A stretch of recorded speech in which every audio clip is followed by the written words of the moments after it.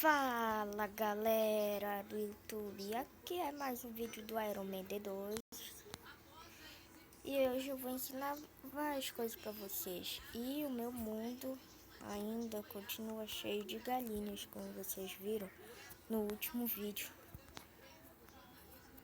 Então, aqui meu último vídeo eu ensinei a fazer o computador, né, no MCPE. Aqui hoje eu vou ensinar vocês como fazer cadeiras, né? Como fazer vários tipos de cadeiras no Minecraft. Tipo, tem essa daqui da escada, que você pode fazer com qualquer escada, qualquer uma. Isso é muito legal. Ou esta daqui, que você põe isso aqui, uma placa.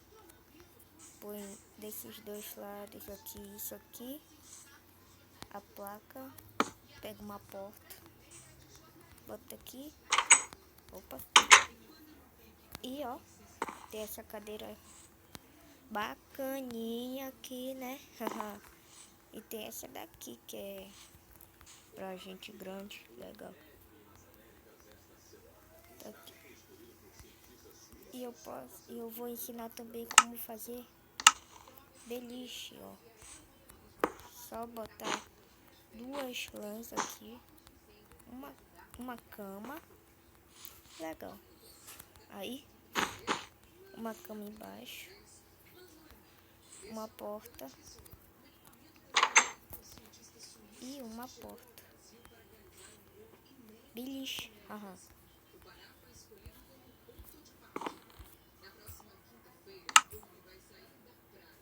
Ih, rapaz, ei, saí do jogo, pera aí.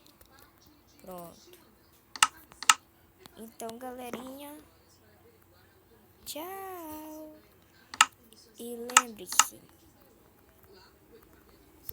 não se esqueçam do like. Tchau, galerinha. Tchau.